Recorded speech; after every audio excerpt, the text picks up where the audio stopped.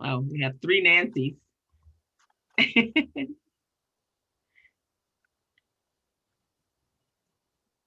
First of all, I'd like to welcome everybody to the community briefing. More than a year, we have been on the air providing information to the small and minority business community, particularly those of African descent. Information that should be relevant to inspire you, to equip you to survive, if not thrive, during these times. I'm Stephen Turner. I'm the general managing principal of the Slayton Group. We're a risk management insurance firm providing workers' comp, general liability, and group insurance. Also, I'm a proud member of the Black Business Association, celebrating 51 years. It's ironic that today's guest is, is the president and CEO of an organization that's older than the BBA, and that's Sam Hughes. With Gregory and Steve, we'll talk more about him. But my other um, host on the show is the creator of the community briefing, Crystal Mitchell. Good morning, everyone. Glad to have you. You could have been numerous of places this morning, but you're here with us, and so we're pleased with that. We have a fantastic guest with us, and this is a platform where we bring our leaders, our stakeholders, our community together to share everyone's wealth of knowledge and to help our small business community thrive. That was the purpose of the platform, and we're the team, but you guys are the community briefing. So please come out, share, continue to support us. I am Crystal Mitchell. I'm the co-director of Recycling Black Dollars.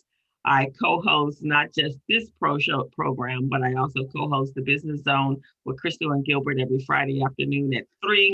I just relaunched with my other partner. I have another podcast on Mondays at 11 that we're having conversations on the patio, and we're talking about how to retire and make sure we're planning for retirement. So join us over there. We Zoom live on Facebook. So glad to have you.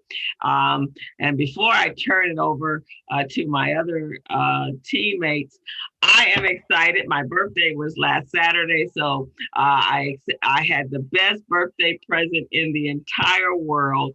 My kids were competing. For those of you know that I do the entrepreneurial training with our young youth entrepreneurs in our community, and our kids. And Robin, this is for you. Our kids swept all first, second, third, and honorable mention. I have two going to regionals out of 30 kids, out of 30 businesses. Our six kids just blew it away. Just blew it away. So that was the best birthday I could have had. So if you guys go on our Facebook page at the Urban League, please congratulate them. Those kids worked extremely hard, and I'm just so proud of them. It's just like I gave birth to all six of them at the same time. So let's know what that's like, right? They were phenomenal. Emma was there. Sam was a judge. Emma was a judge. So we want to thank you guys for supporting our kids. We have to look for our future. And so this is our future. And this is in addition to all that I do for our adults, the biggest part of who I am is what I do for our kids. So with that, I'm going to turn it over to Miss Robin, and she will introduce herself. Hey, good morning, guys. It's Robin Billups with the Billups Group. I'm a consulting, helping people understand what they don't know about the procurement process, what goes on behind the curtain. And yes, I am a volunteer with the Urban League Youth Program. I believe that my family, we start resumes in the 5th grade in order for people to know how to narrate success. And so when we're reaching these young people, we're literally providing them with the exposure that they need to be able to take advantage of all of the resources that are out here. You know, that's what I love about the community briefing. The whole mission is to provide direction and input and insight about the resources that are available to us, because a lot of times you hear from us, I didn't know about that. I didn't hear about that. How did you find out about that? Well, you know, if you're active on social media, be active with the community briefing, be active with these business resources that are out there, because my philosophy is everyone has to have an entrepreneurial mindset. I don't care where you work, whether you are on a W-2 or 1099 or you have an LLC, you have to have an entrepreneurial mindset. So this provides that platform for you. And I'm excited about our presenter today, because again, he's going to be providing us with an excellent platform and information about what's happening in our marketplace. So let's get started. Okay, and now we're going to turn it over to Mr. Greg Sneed so he can introduce himself. Yes, my name is Gregory Sneed, and I am a financial coach. I'm helping people to feel better about their money. I have coaching packages, and I also have one-off half-hour and hour strategy sessions. So if you are looking to feel better about your money or be reacquainted with your money, especially now that it's all on screen and very few of us are walking around with cash in our pockets, I will have my information in the chat and be happy to help you out. Okay, so we're excited. We have our correspondent, Ms. Colette Moore, online. And Colette, I'm sure you got some information because I hear that the money ran out. And of course, we've been telling people that the money was going to run out. So how many phone calls did I get yesterday? Whole bunches, because the money was running out. So I have no sympathy for people who have not been tuned in and have not been hearing our correspondence. So I hope you have something for us later on, and to share with us about other monies that are out there, so that when on this other side of this pandemic. And can I say this? Now, I don't know, did you guys get the memo that the pandemic was over? I have seen some crazy stuff on the internet with crowds of people, and I'm just checking, did my email go down and I didn't get the memo? What the heck is happening? Yep, you missed it. I missed the memo. Because I'm thinking the pandemic is still on and that we need to be cautious. Other folks are obviously on a different page. So with that, who's doing the intro and the Colette said she didn't get it either. Okay, Greg. So Greg hit it. Let's go. Welcome everyone. Wow, look at that. We got Richard Palais on. And Cliff Parrott. Thank you guys. Glad to have you. All right, drum roll, please. Okay. Sam Hughes is the new president and CEO of Economic Resources Corporation, one of the long-standing community-focused organizations created over 50 years ago. We were just chatting earlier about some members that go way, way back to promote economic development and job creation in the underserved communities through business support, commercial real estate acquisition, and development. Economic Resources Corporation has facilitated an array of real estate transactions, developments, attracting manufacturing, commercial investment, and community serving agencies. Sam has more than 25 years experience in real estate and community economic development, straddling the public and private sectors. His commitment to economic development is evident through his previous work in community banking, community development, and as an economic development manager in Northern and Southern California public agencies, including as the former assistant general manager of the City of Los Angeles Economic and Workforce Development Department. Sam is a native Angelino from Los Angeles, the City of Angels, and a graduate of UCLA. Please join me in welcoming Sam Hughes. Thank you, Greg. Appreciate that. Appreciate the introduction. And thank you, Steve. Thanks, Crystal, Robin. You're welcome. I appreciate you all and appreciate this platform. It's a great opportunity for folks to find out about resources and about what's taking place in many regards and in the community at large. And so ERC, Economic Resources Corporation, we're pleased to be here, and I really want to just sort of kick it off with giving you all sort of a history, if you will, with respect to the organization, and then I'll sort of quickly shift to some things that might be of concern to business owners, so that they can figure out how to continue to manage the pandemic and ultimately thrive after this. And so with that, Crystal, if I could share my screen. You can. Okay.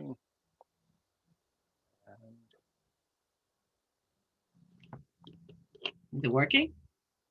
Let's see There we go. here. Is it up? Yes. Great, bear with me. Start the slideshow. And while we're having this momentary break here, if you have questions, please put them in the chat box. Thank you. So again, as Greg mentioned, ERC is celebrating essentially about 52 years in business. Founded in 1968 by business professionals and leaders to help promote and initiate revitalization and development in LA. ERC's first board of directors was comprised of representatives from Los Angeles's legal, educational, real estate, and finance sectors, really trailblazers, as this really came about just after the 1965 civil unrest, the Watts riots, that many of us are all too familiar with. That was about the time in which I was born, right around 1967, 68. And so as ERC jump-started its efforts, that's about the time that I just sort of came about. And interestingly enough, grew up within about 4 miles of the ERC office. The past leaders of ERC include those listed on the screen. And of the past leaders, my immediate predecessor, namely Dutch Ross, served almost 30 years as president and CEO and remains an advocate of full economic advancement. And this brain trust essentially developed the company mission, which is to promote economic growth in under-resourced communities by investing in commercial real estate, supporting business development, and promoting employment opportunities. Before you there are the current board members, some of which have been with the organization serving well over 20 years. And we certainly have a number of new ones. Greg and I were chatting earlier. Attorney Stan Sanders, a former board member who just recently retired from the board, had served well over 40 years. And so there have been some trailblazers, some really bright folks, some intellectuals, and Stan is a Rhodes Scholar, that have really sort of shepherded the road, if you will, for ERC. And I'm pleased to be here again, having joined just here in August of 2020. While the business strategies have evolved here over the years, the original goal of economic development advancement has always been the central focus of the organization's activities. And it's in that context that ERC does 3 things to promote its mission. First, is invest in commercial real estate projects, which support businesses willing to promote employment opportunities in under-resourced communities. To this end, ERC has acquired and or developed in partnership well over 1 million square feet of commercial space for the purpose of providing facilities for new and expanding businesses. And what's before you now are just some of the properties, particularly in our Linwood Business Park, that house a number of different tenants. Some of the tenants in our business park are clothing manufacturers, pharmaceutical manufacturers, medical, strike that, metal fabricators, furniture makers. We have a child care provider here on campus. The Drew Child Care Center is located right here in Linwood. We have a Head Start program at our Western Avenue site. We have foster care, adoption, and other family services at our Lamert Park site. And we'll soon have another child care provider in Long Beach at our site there. And of the 50 businesses in the business park, they employ just over 500 people. The second way ERC fulfills its mission is providing businesses with professional technical assistance. That's really critical to what we're doing. And ERC works to accomplish this by helping small businesses, many of them tenants in the business park, improve their operations, either directly or through referrals, in the areas of strategy, financial management, and operations management. And we work in partnership with other organizations. It's great to see Colette Moore here. PCR, Pacific Coast Regional, is a strategic partner of ERC. They work hand in glove with us and making certain that community members are aware of various resources and actually providing the assistance that's necessary. One of our more recent collaborative efforts has been with the state of California, more specifically Lendistry, in helping them get small business grants to businesses in desperate need of help as a result of COVID. And so we continue to work with others to ensure that businesses have ready access to what they need. Most recently, we've entered into a partnership, and it's newly formed, with the newly formed South LA CDFI Consortium. And that consortium consists of the LA Urban League, LA Neighborhood Housing, the USC Credit Union, and Vermont Slauson Economic Development, and a few others come together to forge a network of groups to map assets with community needs that equip organizations such as ERC to more effectively refer, manage, and ultimately track economic development efforts. So in many ways, that's sort of the snapshot of ERC. But as we step back, I think it's important to consider the overall economic development landscape. And economic development means different things to different people.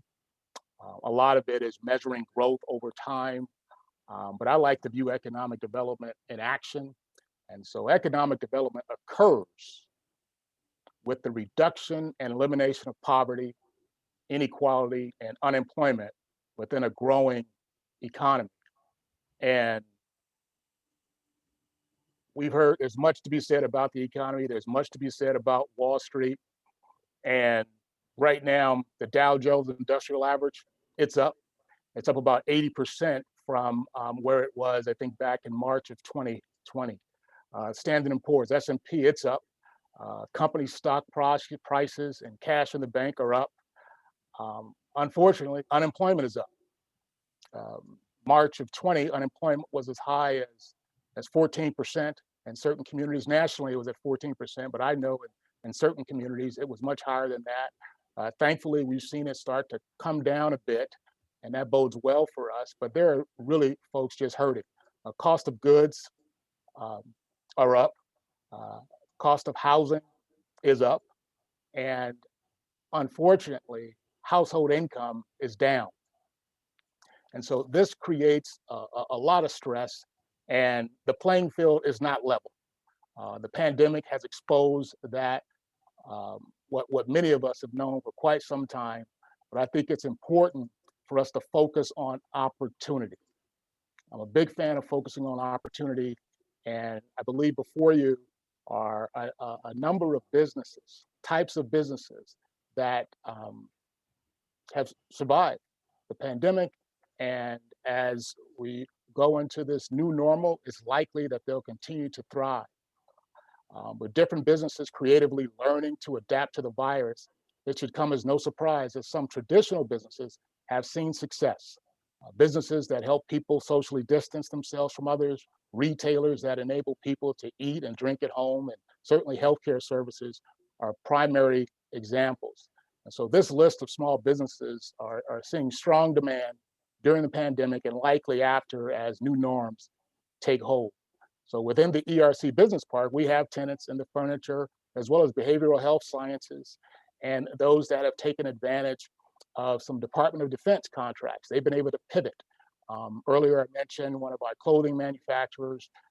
They were struggling for a bit, and I believe they got a DoD contract, and now they're making masks and gowns, and they're thriving.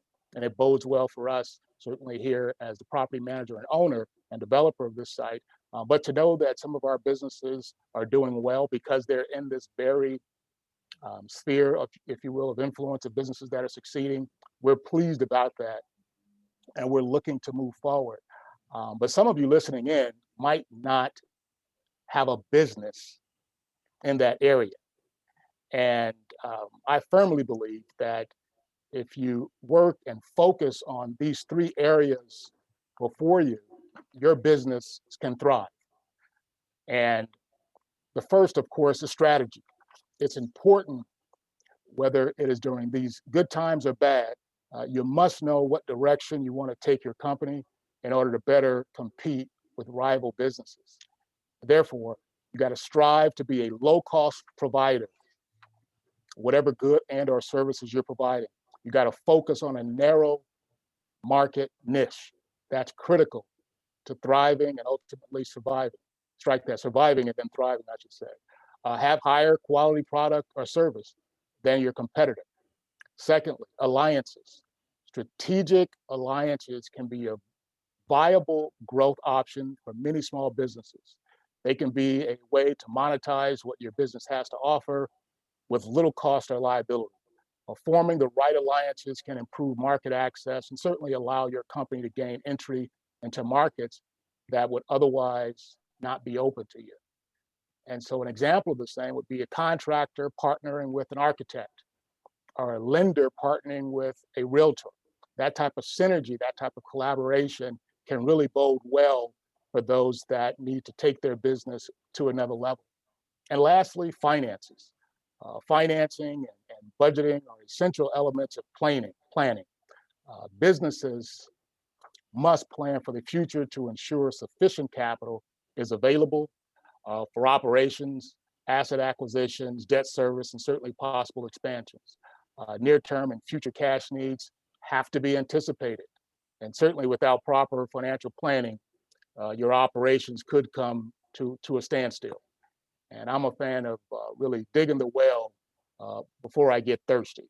I think it's important that we go to the bank and develop relationships with bankers. Remember that it's individuals that are really making these decisions and not so much the institution. And so with that, I just, again, just wanted to highlight ERC and just sort of shift to an area where I think it might be a benefit to business owners, to understand the threats to them, and secondly, to know that there are businesses that have been in this pandemic and they are stepping up and stepping out, and they're making things happen. And so with that, Crystal, I'll turn the floor back over to you and the panel, and I'll attempt to answer any questions that you all might have, or any of the guests listening in.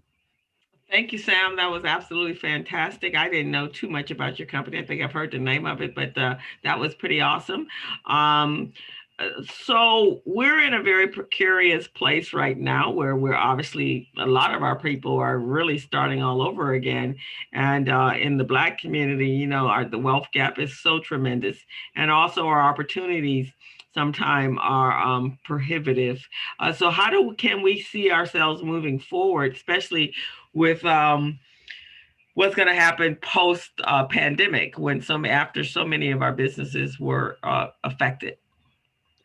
Yeah, it could be tough to have weathered this storm. And for those that are in need of finances, resources, but I'm glad Colette is here. Certainly there are a number of grant programs that are out there, but we have to be resilient. We have to change as the opportunities present themselves, and sometimes we're forced to change. I mentioned a moment ago about one of our tenants here in the business park who had been in the business and continue to be in the business of clothing manufacturing. They were having some financial challenges, and they were looking to start to lay off people. And I believe that at the time they had about 75 employees, and they started to scale back to about 50. But the owner, I should say, really just came to himself, and he just started looking and realized the capacity that he had and wanted to match that capacity with opportunity. Fortunately for him, he was able to solidify a contract and not only retain his employees, but ultimately grow to beyond what he had initially. But again, for businesses that, particularly restaurants, that are struggling, those that are trying to manage, today's climate, it's tough, but we have to find ways to change, as there's a number of restaurants that I personally know of, particularly during my time with the city of Los Angeles. During this past summer, they were struggling. And that was during the summer of 2020. By the fall of 2020, by the winter, and certainly well into the beginning of this year, some of them have just gone under. Others have survived, but we just have to be resilient, Crystal, and try to pivot and find other opportunities that we think will allow for further development. Okay, thank you. Robin, I know you have questions. Sam, one of the things that you talked about is the idea that you have this cadre of businesses that are just right in your backyard. Part of I truly appreciate you talking about the idea that the guys, I always say the guy sitting next to you is not necessarily your competition. It could be your teaming partner, and can you speak to the challenge that's going on now is capacity and scalability. These companies are small enough that if they were able to come together, they would have a bigger scale and scope and be able to apply for some of these opportunities that are coming down the pike. Because again, I think that, you know, because of the pandemic and also because of the whole awakeness that folks have right now, opportunity abounds. Yeah, definitely opportunity abounds. And I'll say, Robin, it abounds not only in the for-profit sector, but also in the tax exempt so-called, and I say so-called nonprofit sector. A moment ago, I mentioned a collaboration that ERC is recently becoming a part of, newly formed. The reason behind that, in large part, is to bring our respective resources together to assess those resources, to do some asset mapping, some community needs mapping, in order to figure out how collectively we can address some of the concerns, but also how collectively the organizations might be able to apply for both private foundation dollars as well as federal dollars.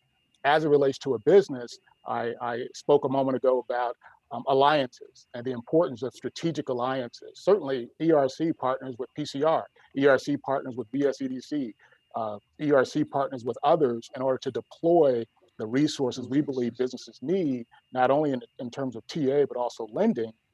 As a for-profit, I think it's important just to come together to go after some of those procurement opportunities I think that you were alluding to, whether at the city, the county, or the federal level. And I'll say, with respect to those that are looking to do business in the city of Los Angeles, go to BAVN, the Business Assistance Virtual Network, and get registered. Register with BAVN. Make certain that you have the appropriate NICS code in there, and don't just select one NICS code, because you can often miss out on other opportunities. It's important to to register under a bundle of NICS codes to make certain you're aware of those opportunities as they come about, and then you can respond to those RFPs and RFQs that come about. And I think that too will open up a potential opportunity to do business. But to your point, Robin, coming together, two is stronger than one, and three is stronger than two. And to the extent that the minds can be of one accord, and the business there's synergy in terms of the business operations, I think strategic partnerships and alliance are critical to taking advantage of the opportunities that are out, not just in the private sector, but the public sector as well. Much is to be said about the infrastructure package that President Biden is trying to get forward. Much has been said about the 1.9 trillion that already passed, and the stimulus checks and other things that have been made available. We got to watch policy at a local level and certainly at the federal level, and ready ourselves. Businesses need to ready themselves in order to take advantage of what I know will be tremendous opportunity coming down the pipeline. So I hope that addresses your question, Robin. No question about it. You just pretty much validate what I say, what I get on my soapbox about. Then the other thing that I wanted to mention to you is, when you talk about the history of this organization, 1968, I was getting ready to go to the 8th grade. Okay, so I got some seasoning on me too. But I think that what tends to happen with organizations that there is no bench. There is no bench. How are you guys, what are you guys looking at when working with the next generation of young people? Even if you just put them on committees and that type of thing like that, in order to ensure that Sam's tenure with ERC is solid. Point well taken. Certainly my predecessor, Dutch Ross, as mentioned earlier, he had been served as the president for 27 years. Knew him really well. I knew him really well. Dutch is a great guy. In fact, I continue to speak with him in an advisory capacity now, and he's great. He's a great mentor to me and others. But before serving as president, Dutch served on the board for about 3 years. And prior to that, he was an executive with a couple of oil companies for 20 years. So he's got tremendous experience. And so he brought a wealth of experience, background, expertise, acumen to the organization. And we've been able to thrive as a result of that. And so I've sort of inherited a great thing. Mm-hmm. So if I were to fast forward maybe 12 years from now, 15 years from now, and need to pass the baton, to your point, is critical, is very important that young people, and that's defined however you want to choose, however you choose, but young people identify a particular career that they like, that they're passionate about, that they enjoy, and then connect with potential mentors. And there are a number of them out there that are looking to sort of mentor someone, sort of train someone, and help them to mature in a way such that when the opportunity presents itself, they're more than ready, they're more than capable, and they're more than able to step in and fill the shoes of whomever is looking to step down.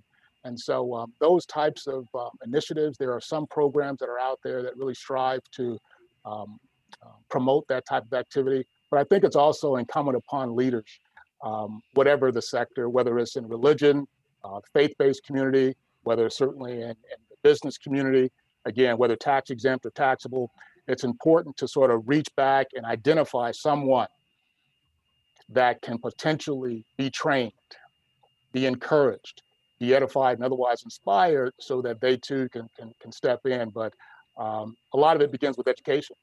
It really does. Dutch and I both are huge proponents of education, and that's important. That's really critical in some of the distressed communities. And oftentimes people are distracted, but person has to be focused. They have to be determined. They have to press through those challenges.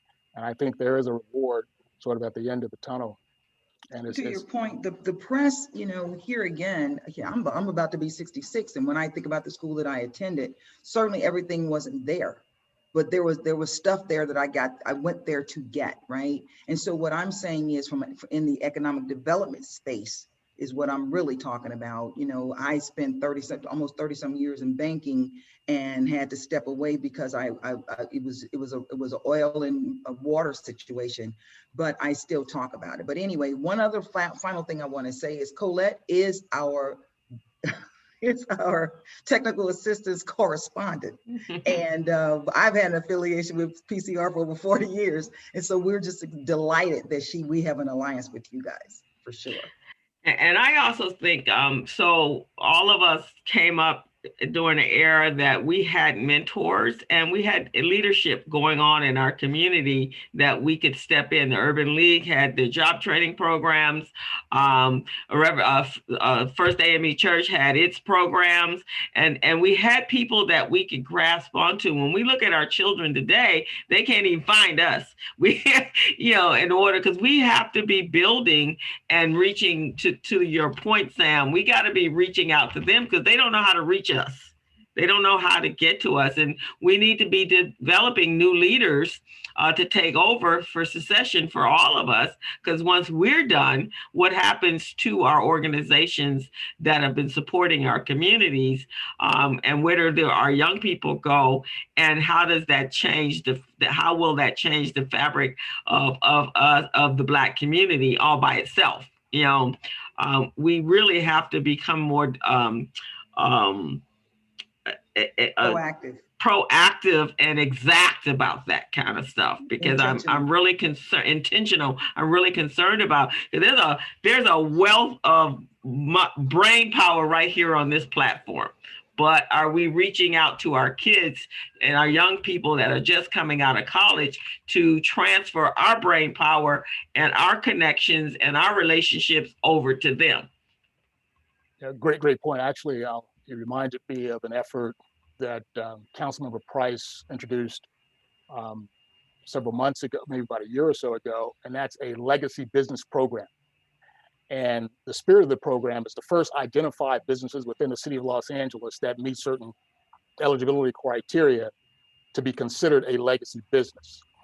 And the policy that I drafted in assistance with he and his office, in large part, was to articulate the parameters, and then for those businesses that were eligible, certify them as legacy businesses, which entitled them to certain things within the city.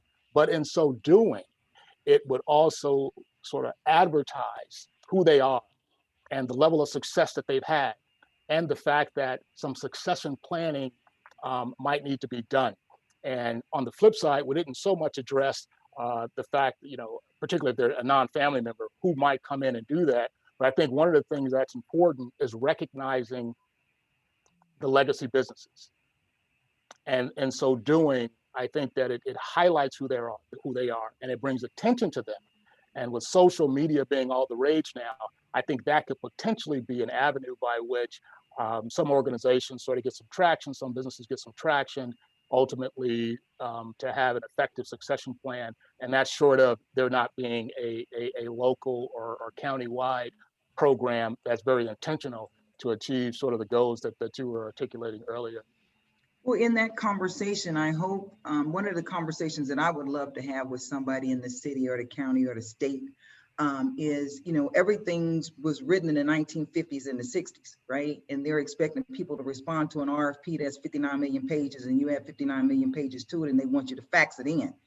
Come on, guys, some of that stuff needs to be looked at because people, again, everything's efficient now and everything and time is money. And so that I'd love to have an offsite conversation with you. But let me get to some of the questions that have come up. Sam, can you share, this is from Greg. Sam, can you share with us a goal for ERC for 2021? Maybe going into 22 now that we're halfway through the year. To enhance our delivery of economic development services. And thankfully, with our partnership with Lendistry, who in turn had a contract with the state of California, we were able to enhance that a lot sooner than I thought. Like we've definitely had, ERC has assisted several hundred, well into the thousands of businesses access technical assistance that we provided directly to them in order to become eligible to receive the grant from the state of California. So that we're still growing. In fact, that program, round 6, just closed out, I believe, on Tuesday.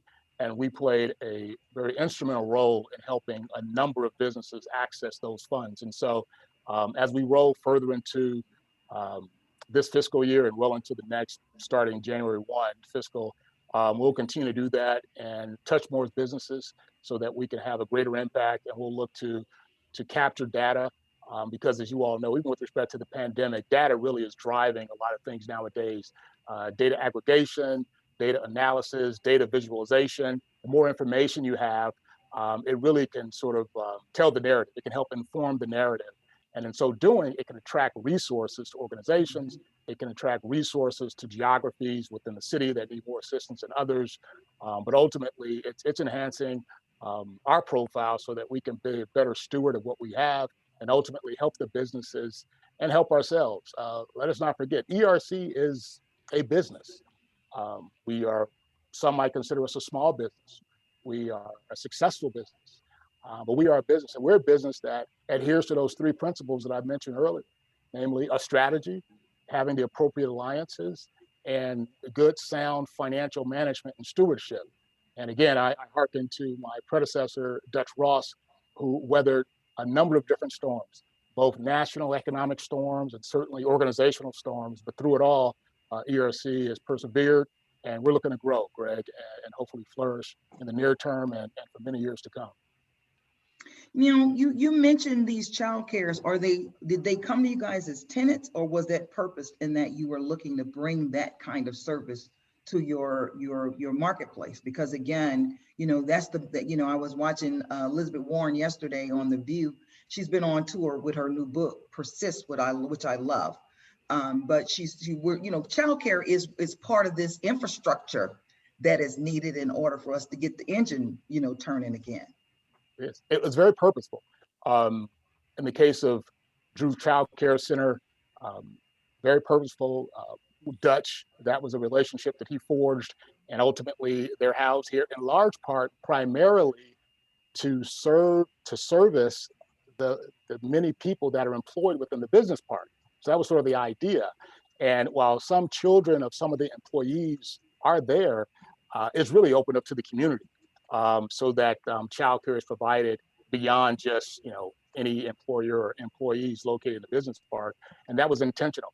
And I can't get into the particulars now, but we have another asset that we own in the city of Long Beach, and we are very purposeful in terms of who the end user is to be. We have entered into negotiations with them, and it's very likely to happen And at the appropriate time, there'll be an announcement about the same. But we are intentional, we're purposeful.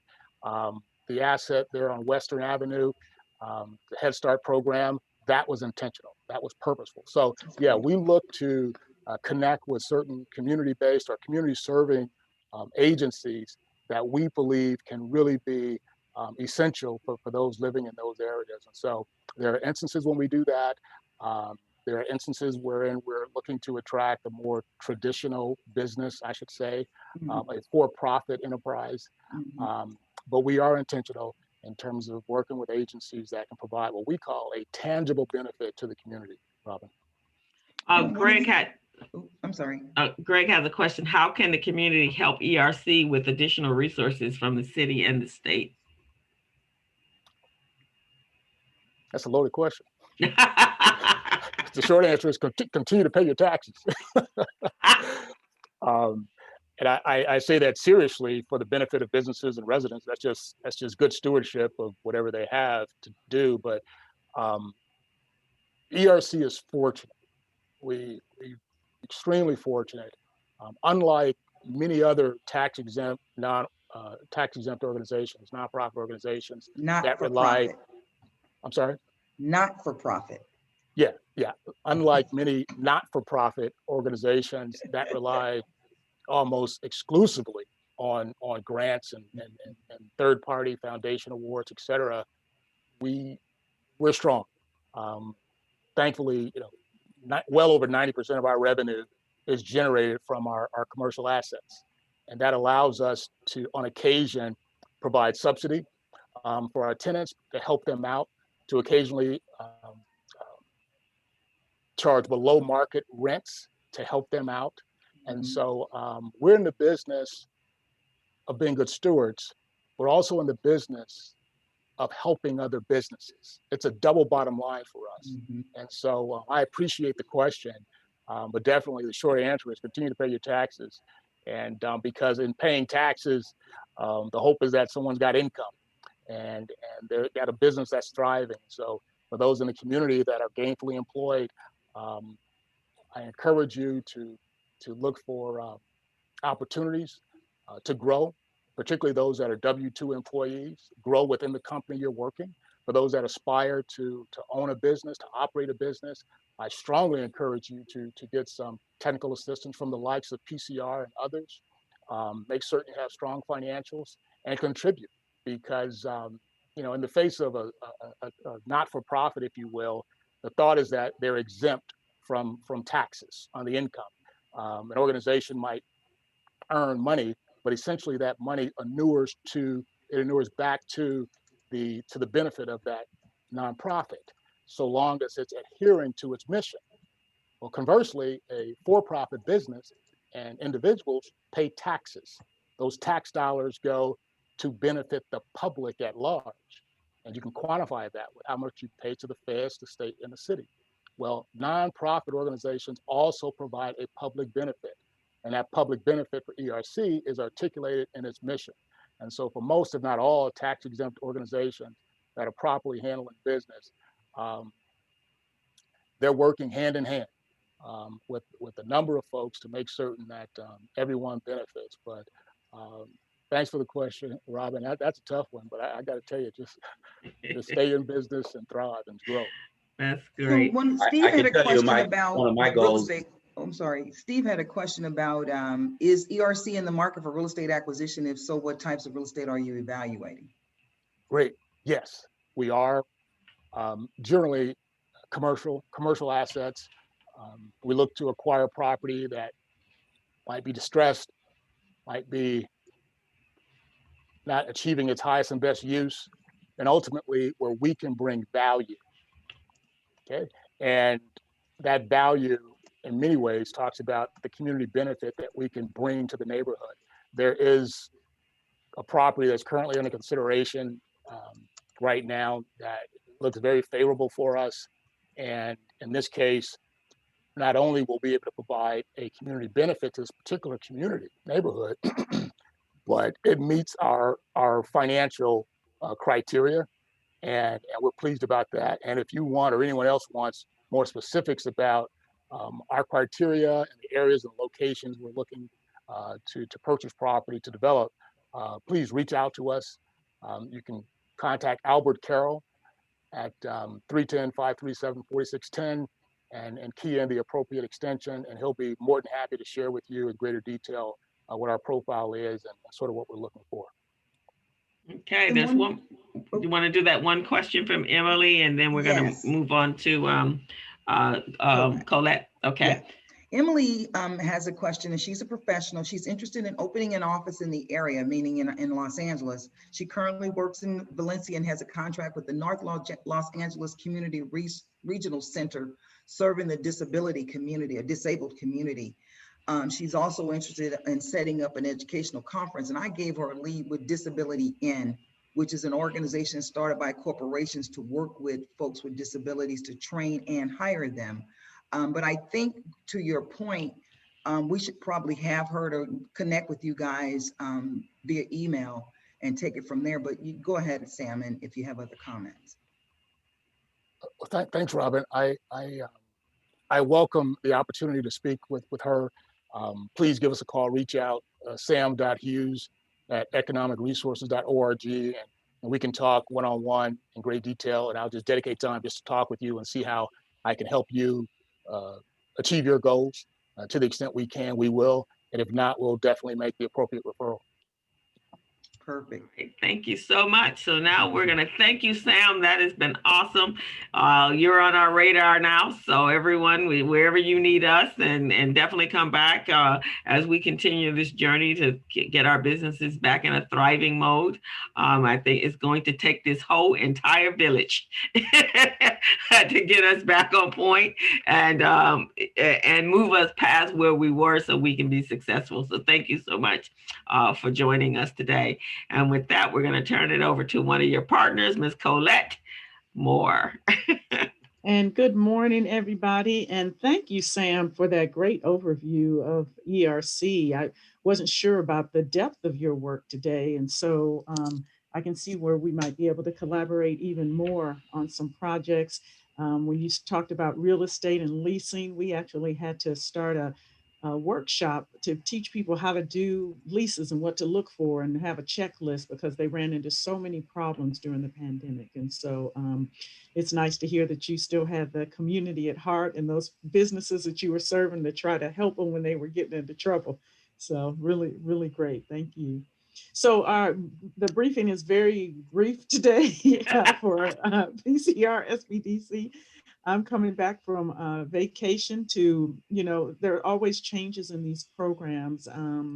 And so I wanted to make everyone aware. It's so funny, Crystal, I've been sharing with everyone, hurry up. We kept saying, do it this week, apply for the PPP because it had potential to run out of funding.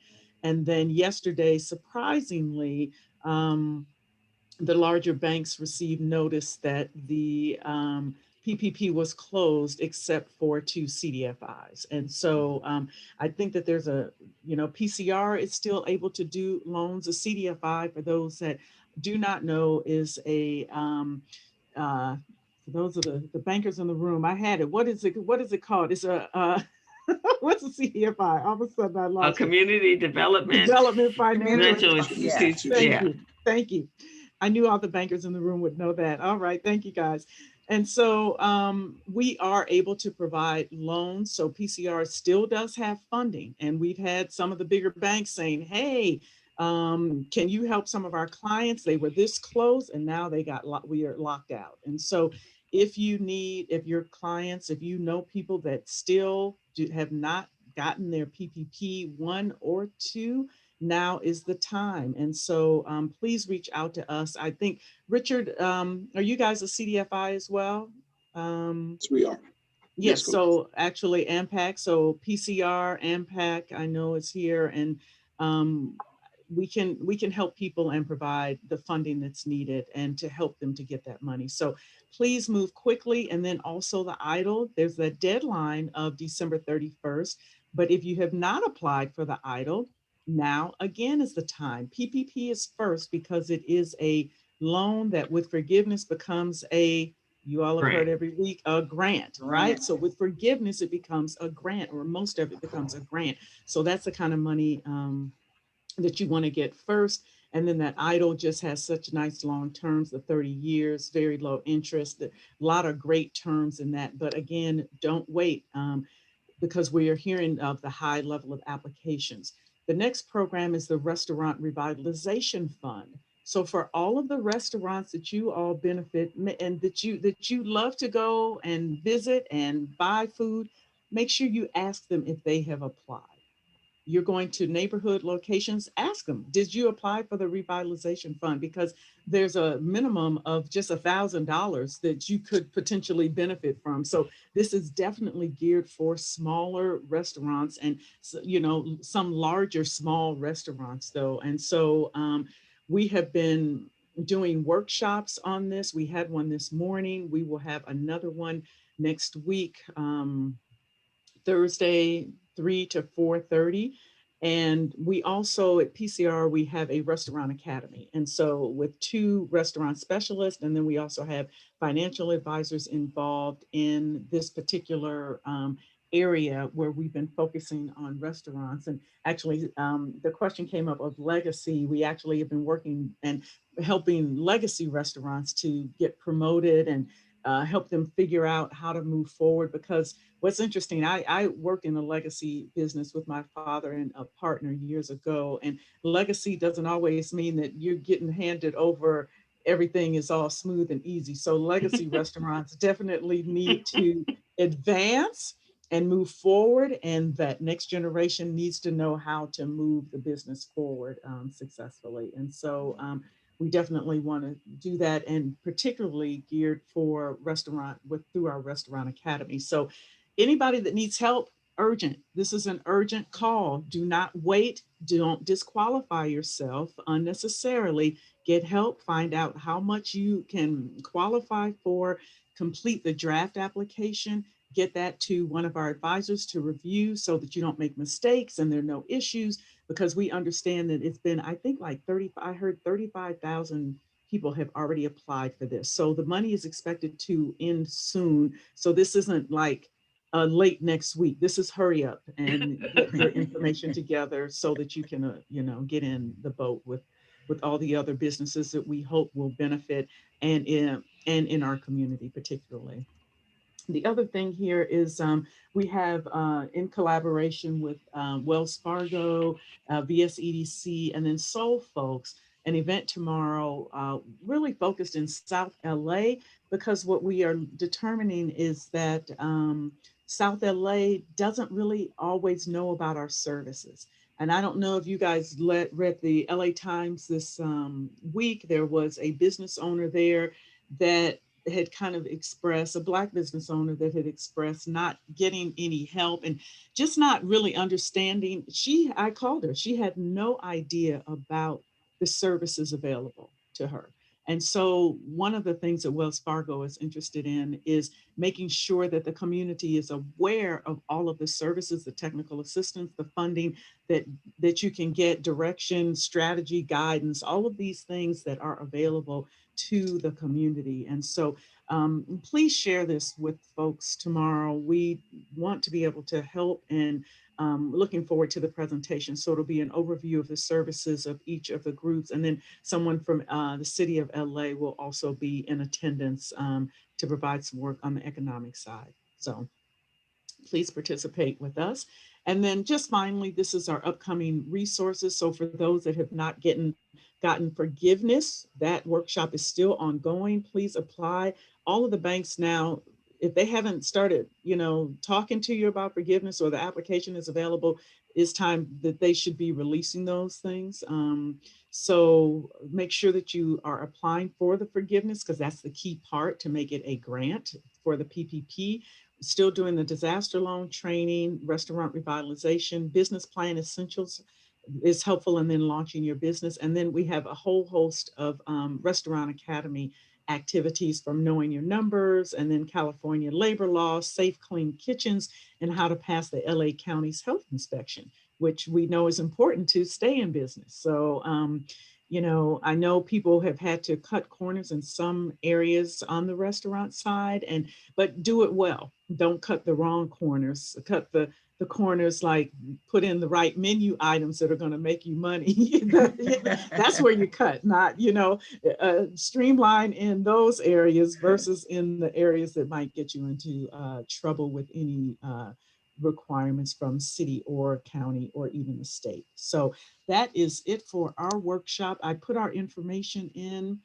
You can always reach us at info@pcrsbdc.org. That's how we are assigning directly to an advisor to assist you. So I wanted to share that. And then one other thing I just wanted to note, because Robin's on the call, if you all did not know, but Robin was awarded a Woman of Excellence Award by Diversity Professionals this week for the Inspiration Award. So I just wanted to mention that the folks on this call are doing great things, and Robin is an inspiration to so many, bringing so much energy. And so just wanted to recognize and congratulate her for that. Congratulations, Ms. Robin. Colette.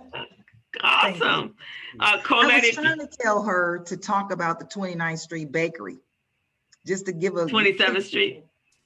27th Street. Lord, I always say 29th. Yeah, 27th Street Bakery. We just love working with Jeanette. Jeanette has been so active with us, and she was recently, she's been able to receive different forms of money, but our restaurant team is working with her, our legal team. She has our whole team working with her on different projects, and she's advancing forward to make sure that that business is sustainable for the future. And it shares quite a few tidbits and great information regarding how people can move forward in a legacy organization. How do you work with your family members?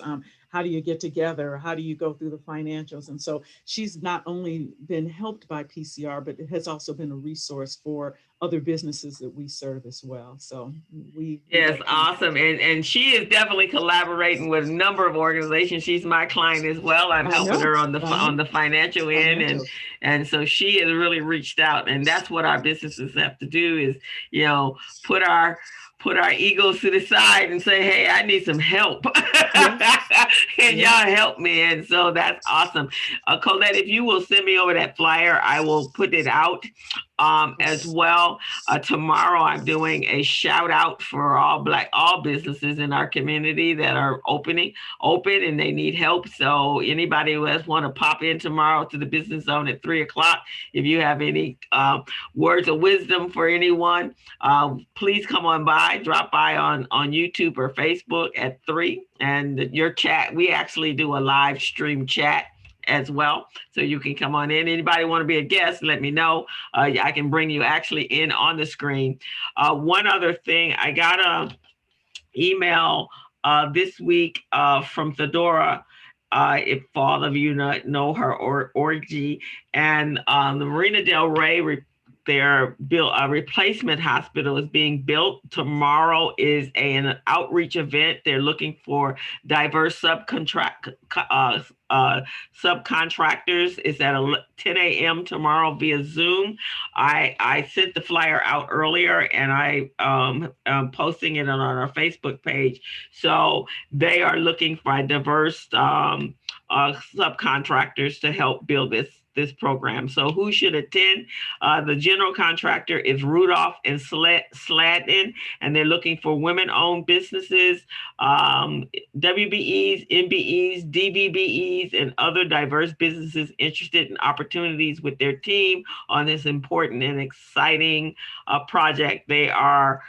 The project will include a 128-bed replacement hospital, energy center building, and new site and utility improvements. So it's gonna be on a 20,000 square foot building for the energy center and 323,000 square feet building for the hospital. So if you guys out there and have all your stuff together, I would say attend that meeting. So it's tomorrow, and I will put the flyer up in the chat and on our YouTube channel for this show in the chat, so you guys can get that information, and you will find it on Recycling Black Dollars Facebook page as well, and the Business Zone. So with that, it's 12 o'clock. Anyone that had any burning announcements that they wanted to make before we sign off? And let's see. We got some powerhouses here. Go ahead. I put the follow-up about the Black business pitch that's going on. The registration is open now. And I strongly suggest people just look at the criteria, because even if you don't apply, that kind of criteria will help you get your business affairs in order. And a lot of times people don't apply for stuff because they don't have their affairs in order. So take a look at that. And it's money. They have 3 different categories where you can actually win money for your company. And you never know what happened. Like I said, my kids this weekend, they just swept it. And there were some amazing businesses. Emma can attest to that. She was a judge. And we just prepared them and they just did their best. So even I tell my adults, if my kids can do it, I know y'all can do it. So y'all got far more wisdom and far more information. But you got to put yourself out there. So going out there and make it happen. We got to use every opportunity. That's what Sam says. We have to be ready and using every opportunity that's available. And that you win a competition and there's money that you don't have to pay back. That's really a grant. So that is great. Ms. Colette, thank you so much. I'll be sending some people your way. Richard, I'll send some people your way, because everybody all of a sudden realized that it was a crime.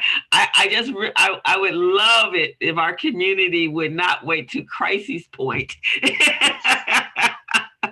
act. I wish they would jump on it when it first came out. Colette, you've been doing this for the last 6 or 7 weeks since this came out. And what do? We wait till the 10th hour when they about to shut the doors and you trying to get in on a VIP pass. So an expired VIP pass.